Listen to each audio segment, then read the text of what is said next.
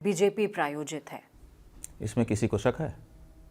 आप देखिए कि एक ट्रस्ट बना हुआ था, उसमें 4 शंकराचार्य थे, उसमें 5 वैष्णवाचार्य, रामानंदाचार्य, रामानुजाचार्य, वल्लभाचार्य, निम्बार्काचार्य और मध्वाचार्य थे। उसमें 13 अखाड़े जो हमारे हैं सनातन धर्म के, उनके प्रमुख थे। ठीक है, यही तो सनातन धर्म का नेतृत्व है आज की तिथि में। वो सब उस ट्रस्ट में मौजूद थे, विद्यमान थे। उस ट्रस्ट को क्यों मौका नहीं दिया गया राम मंदिर बनाने का, और क्यों ऐसा ट्रस्ट बना दिया गया जिसमें सब उनके कार्यकर्ता हैं? क्या इसमें नहीं समझ में आता है कि धर्माचार्यों को धर्म का कार्य करने से वंचित किया गया और कार्यकर्ताओं को धर्म कार्य में लगा दिया गया? इसका मतलब कि मंदिर से राजनीति की इच्छा थी। अन्यथा ये ट्रस्ट ही क्यों नया बनाया जाता? एक ट्रस्ट जब पहले से बना हुआ था शंकराचार्यों का, राम जन्मभूमि रामालय न्यास, और हम उसके सचिव थे, तो इसलिए उस न्यास के पक्ष में हमको बोलना था। हमने बोला और हमने केंद्र सरकार को सूचित किया फैसला होने के बाद कि रामालय न्यास तैयार है, उसके पास विशेषज्ञता भी है, अनुभव भी है और पैसे की भी कोई समस्या नहीं है। हम बनाएंगे, भव्य बनाएंगे, विश्व का अद्वितीय बनाएंगे। लेकिन हमको मौका नहीं दिया गया, हमारे ट्रस्ट को, जो धर्माचार्यों का ट्रस्ट था। तो धर्माचार्यों को हटा करके, आखिर बताइए, कहीं पर भी अगर पहले से कोई विद्यमान होता है और उसको हटा करके दूसरों को पदस्थापित किया जाना होता है तो कारण बताना पड़ता है। लोकतंत्र है ये, हर व्यक्ति जवाबदेह है, आप मनमाना नहीं कर सकते। क्या कारण आज तक बताया गया कि शंकराचार्यों का ट्रस्ट सही नहीं था, इसीलिए हमको चंपत राय का ट्रस्ट बनाना पड़ा? चंपत राय शंकराचार्यों से, वैष्णवाचार्यों से ज़्यादा योग्य हैं, ये कैसे, कहाँ प्रमाणित हुआ? ये धर्म के कार्य को करने के लिए, मंदिर बनाने के लिए, सनातन धर्म के बात को आगे बढ़ाने के लिए ये सारे धर्माचार्य ये व्यर्थ हैं, और चंपत राय और नृपेंद्र मिश्रा और अमुक अमुक जो भी हैं, वो लोग इससे ज़्यादा योग्य हैं इस कार्य के लिए। इसीलिए अयोग्यों को हटाया जा रहा है, योग्यों को पदस्थापित किया जा रहा है। ऐसा कब कहा गया? तो जब ये शंकराचार्यों के, धर्माचार्यों के ट्रस्ट को हटाया गया और अपने कार्यकर्ताओं का ट्रस्ट बनाया गया, तभी पता चल गया कि इसमें कहीं इच्छा है कि हमारे अनुसार सब हो। महाराज जी, आखिरी सवाल मेरा होगा आपसे, आप मंदिर जाएंगे? देखिए, मंदिर तो हम रोज़ पूजा करते हैं, 5 बार करते हैं प्रतिदिन। भगवान की आराधना से ही तो अपना जीवन है, उसी के लिए जीवन मिला है, हम लोग ये मानते हैं। राम मंदिर जाएंगे? राम मंदिर जाने की क्या बात है? जहाँ भी अशास्त्रीय कार्य हो रहा हो, आपको हम एक ही श्लोक अभी हमारे सामने खुला है, पढ़ देते हैं। लिखा है, विष्णु धर्मोत्तर पुराण का वचन है, ततो ध्वजस्य विन्यासः कर्तव्यः पृथ्वीपते असुरावासमिच्छन्ति ध्वजहीने सुरालये। प्रतिष्ठा की विधि बता रहे हैं कि कैसे कैसे प्रतिष्ठा करना है। कह रहे हैं ये सब करके फिर ध्वज का विन्यास करना चाहिए। क्यों?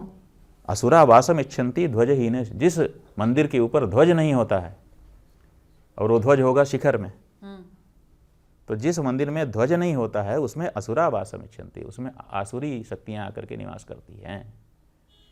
तो दैवी शक्ति जहाँ हो वहाँ हम जाएंगे ना, आसुरी शक्ति जहाँ आए वहाँ हम क्यों जाएंगे? और क्यों उसको पूजा देंगे ताकि वो और बलवान हो जाए और हम ही को पछाड़ दे? देखिए, देवता, दैवी शक्ति और आसुरी शक्ति, ऐसे 2 शक्तियाँ हैं हमारे यहाँ। दोनों पूजा देने से बलवान हो जाती हैं। दैवी शक्ति की क्या समस्या है कि दैवी शक्ति अगर आपसे कुछ प्राप्त करेगी तो वो कृतज्ञ रहेगी कि इसने हमारे लिए फल फूल जो भी श्रद्धा थी समर्पित किया, अब मेरे पास जो शक्ति है उसका आशीर्वाद मैं इसको देता हूँ। वो कृतज्ञ है। और आसुरी शक्ति की विशेषता क्या है कि आप ही का खाएगा और आप ही को उठा के पटक देगा, उसको आपके कृतज्ञता नहीं है। तो आसुरी शक्तियाँ अगर वहाँ पर पूजा चढ़ावा से बलवान होंगी तो वो किसका विनाश करेंगे? हम सनातन धर्मियों का ही। तो हम अपनी पूजा से अपने शत्रु को संतुष्ट करें, ये काम हम नहीं करने वाले।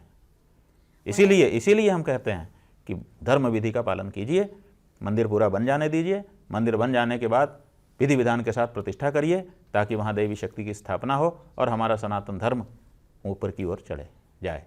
महाराज जी, इस समय जो तमाम भारतीय, तमाम सनातनी आपको देख रहे हैं, सुन रहे हैं, आखिरी संदेश उनके लिए? देखिए, हम यही कहना चाहेंगे सनातन धर्म के अनुयायी, ये राजनीतिक मामला है कि ये शंकराचार्य जो है वो एंटी मोदी है, ये शंकराचार्य जो है ये कांग्रेस का पोषित है, ये सब बातें बिल्कुल झूठी हैं, इनका कोई तात्पर्य नहीं है। सच्चाई ये है कि आपका अभ्युदय, आपकी उन्नति, आपका ऐश्वर्य तभी बढ़ेगा जब धर्मशास्त्रों के अनुसार आप जीवन बिताएंगे, धर्मशास्त्रों के अनुसार प्रतिष्ठित मंदिर में आप दर्शन पूजन करेंगे। अगर ये नहीं हुआ तो आपकी सारी पूजा आसुरी शक्तियों को मिलेगी, वो बलवान होंगी और आप ही को उठा उठा के पटकेंगे। तो इसलिए आप ये इस समय ये मत देखिए कि हर चीज़ में राजनीति है।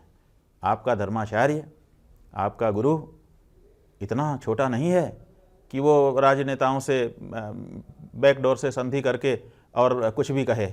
उसको किसी चीज़ की आकांक्षा नहीं है। हमको सब कुछ मिल चुका है। भारत भूमि में जन्म मिल गया, उत्तम कुल में जन्म मिल गया, भगवान के भक्ति में मन है, अधर्म में मन नहीं जाता है। अब इससे ज़्यादा हमको क्या चाहिए? अब तो हमको केवल एक चीज़ चाहिए, भगवत सानिध्य। तो हमको अब कुछ प्राप्त करने के लिए नहीं रहा। भारत के प्रधानमंत्री से भी बड़ा, भारत के राष्ट्रपति से भी बड़ा, तकनीकी रूप से नहीं, संविधान के रूप से नहीं, लेकिन परंपरा के रूप से उससे बड़ा पद हमको मिल चुका है। हमारे गुरुओं के चरणों में भारत के राष्ट्रपति बैठे हैं, हमने वो दृश्य देखे हैं। तो हमको अब किसी चीज़ की, किसी पद प्रतिष्ठा की, किसी मठ मंदिर की, किसी धन संपत्ति की कोई आवश्यकता नहीं है। इसलिए हम आपके हित में धर्मशास्त्र के अनुसार जो सही बात है वो बोल रहे हैं, बिना परवाह किए बोल रहे हैं। हमको लोग बता रहे हैं कि आपको मार दिया जाएगा, आपको पीट दिया जाएगा, आपको बदनाम कर दिया जाएगा, आपके साथ बहुत कुछ बुरा सलूक हो जाएगा।